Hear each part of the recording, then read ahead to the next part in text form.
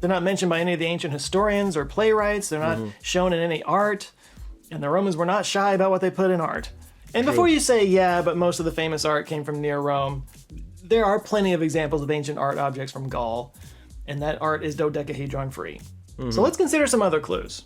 So one interesting clue is that they're often found in graves or tombs of wealthy women, often alongside coins. But they've also been found near military camps along ancient riverbeds. They don't usually have any markings, which would... Military camps, that kind of makes me feel like it's again some kind of expensive toy. It's something that both a woman would be able to own. If it's made like of bronze, would have a little bit of a, not crazy expensive, but still.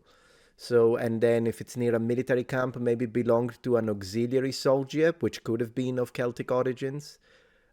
Some kind of, or maybe a Roman bought it from the Gauls and thought it was neat.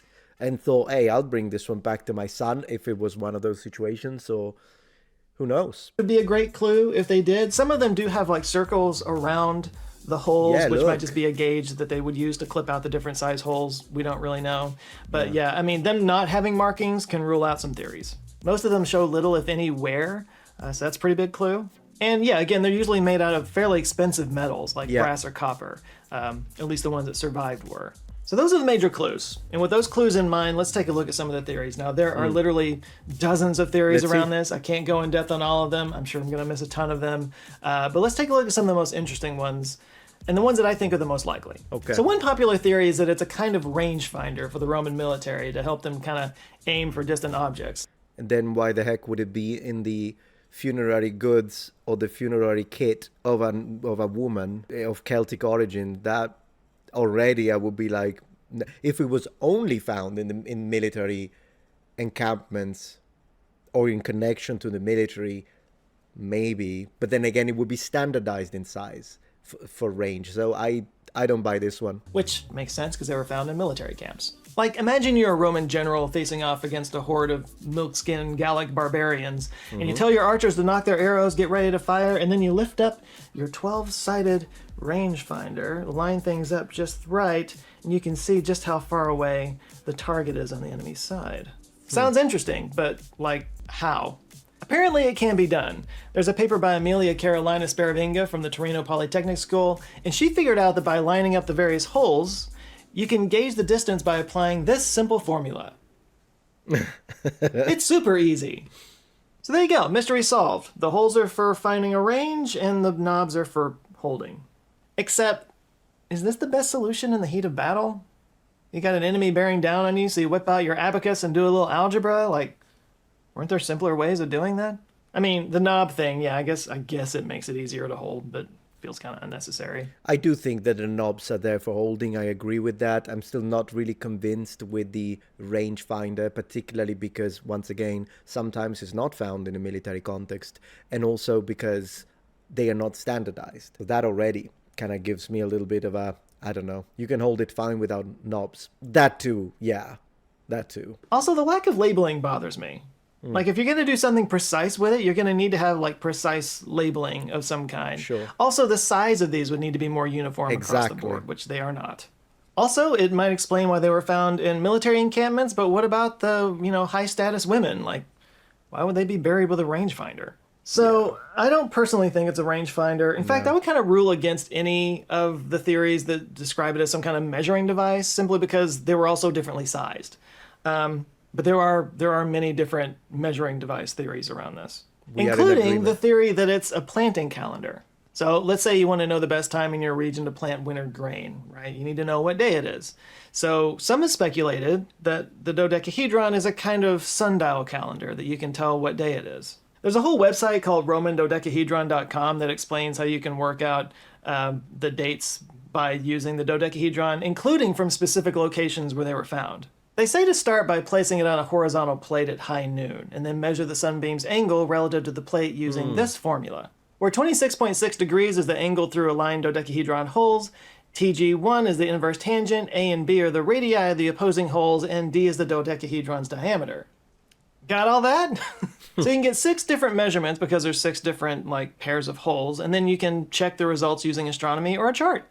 Then you know the date.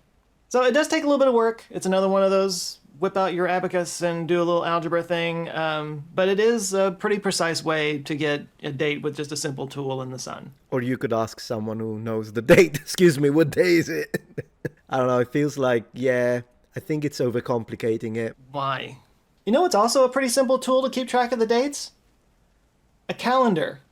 Yeah. Which they totally had. Yeah. Yeah, the Julian calendar is what they used back then. It was named after Julius Caesar. It had been around for a few centuries by this point, and it's pretty damn close to what we use today. Now, the site argues against that, saying that planning dates vary for different regions, and that's true.